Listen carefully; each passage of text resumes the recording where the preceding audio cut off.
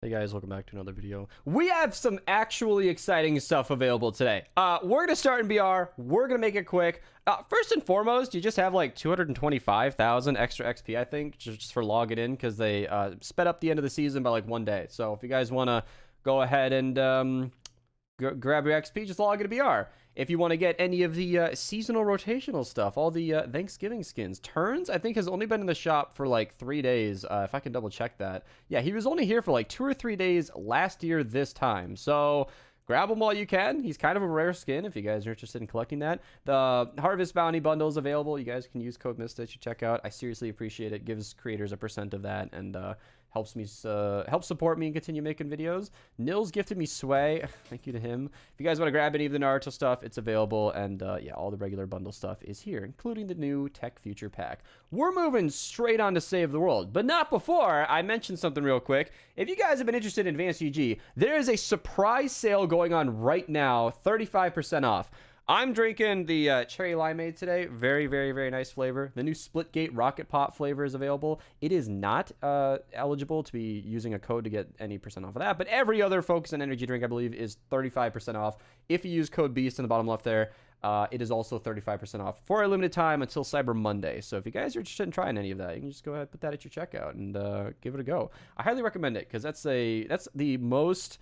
I think that's the highest % off I've ever seen as a partner, and so this is literally the cheapest time these drinks have ever been in my experience. So yeah, not a bad time to try out some flavors if you guys have been curious after I've been plugging it. And honestly, I only plug that stuff because I like it. Because do not log into your accounts, you'll lose bot lobbies. Oh right, yeah. Because if you go into BR, get all that XP. All right, Save the World. Let's get into it real quick. First and foremost, brand new video on the channel. Ventures awards are out if you guys are interested in what they are this season. They're the same as last time. Don't tell a beast. But this is an exciting day. Not because of Art Deco. First and foremost, Art Deco is never something you should spend V-Boinks on. If you see something brand new, a legendary copy that you really, really want, feel free to use code Mista. But I advise against it because you can research any of these weapons without V-Bucks. There's no point. But hey, if you're flush and you've got tons of V-Bucks and money's no object, go for it. You know what? Whatever. It's your deal. However, on the items tab, we have the typewriter. This weapon has become infamous in the community because it has not been back to the shop in 3 years. It's my understanding that it came out for 1 week. The next year it came out for a second week, and it has never returned. It has never come back. The only time that the typewriter was ever kind of available was when the Metal Team Leader dropped. The Metal Team Leader pack dropped, and the Papa Bear came out, which was essentially a reskin of the typewriter. They're the exact same weapon. Link below to the best perks for this weapon. I talk about it a lot. Papa Bear, typewriter, same exact weapon. Title and thumbnail is about the Papa Bear, but the typewriter, it's identical. So it's a fairly subpar weapon. That's where the hype ends. It's just that it's an infamous weapon. A lot of people, much against my recommendations, by the way, have vouchered this weapon because it's so hard to, it hasn't been back to the shop. You can't research it. A lot of people voucher it just for the book. And I'm like, tote, it's not worth it. And now it's back in the shop. So if you guys want to grab an extra copy, go ahead. I'm going to grab it. Shoot, this is a super rare weapon. I would like to have, 3 copies just in case I ever want to use it. It's not the strongest weapon, but Sniper Defenders, also very, very good. Sniper Defenders, give them an obliterator. Link to my Defender video down below. A legendary Sniper Defender I use fairly often. And I actually have 3 of them leveled up to 130 just because with decent perks, crit rating, crit damage, crit damage, fire rate, sorry, it can be a pretty good combo. Crit rating, double crit damage is really nice. And this guy is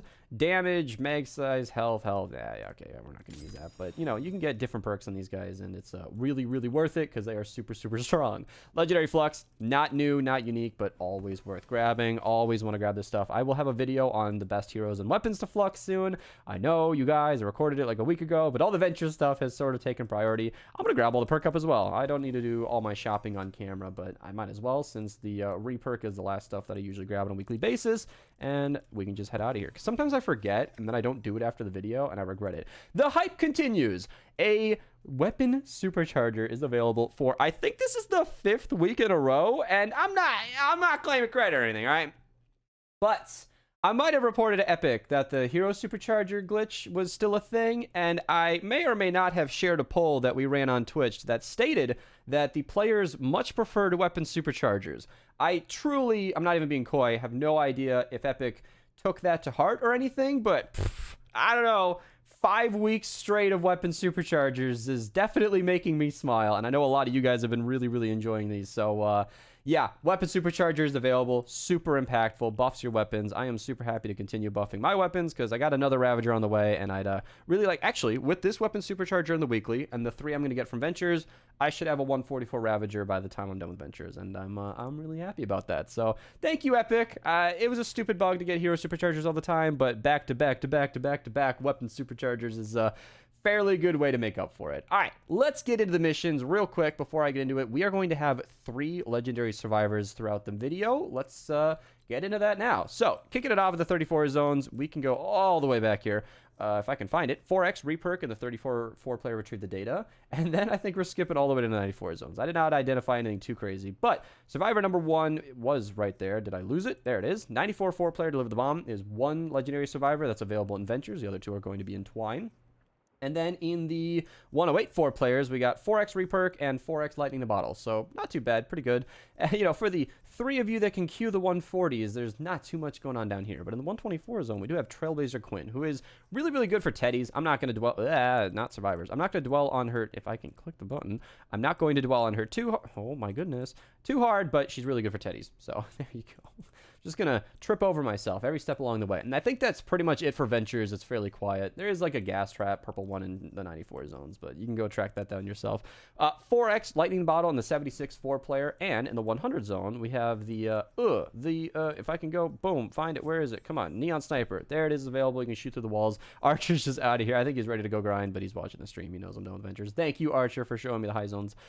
Second legendary survivor available in the 116 zone. 116 4-player, 4x perk up as well. Pretty solid mission all around. 124 is at 4x Eye of the Storm and 4x Lightning the Bottle, plus the Krypton pistol. I'm sure J Prime's gonna love that. 4x reperk in the 132, 4x Eye of the Storm in the 132, and yeah, pretty solid missions over there. Now the 140s are pretty good. We got 4x reperk, 4x drops of rain. We got 369 reperk over here. Nice. But the 160s are, okay, we got like XP, Storm Shards. We do have 5x drops of rain and our 3rd and final legendary survivor, but that's kind of it. We get the 5x perk up, but water metal corrosion is tough on the category 4. Now, if you're willing to spend some traps, if you're willing to go for it, use that inventory. If you kill the basic husks before they hit the base, you can build out a metal. It's the basic zombies that trigger metal corrosion. So metal will be good for stopping smashers. If you're with an organized team, you can take care of that. I wouldn't blame you guys if you wait an extra day to go get your weapon supercharger, but, the category 4 is sort of my vote because evacuate the shelters take about 16, 17 minutes apiece, and that is excruciatingly slow. All right, Canny and Plankerton, real quick. 64 4-player, boom, 4x perk up, not too bad. 4x reperk, and then if you go to Canny, Storm King, it's like 110 rare perk up. Not, the most rare perk up, but it's available. And then in Plankerton, real quick, 34 4-player is 4x reperk, so not too bad.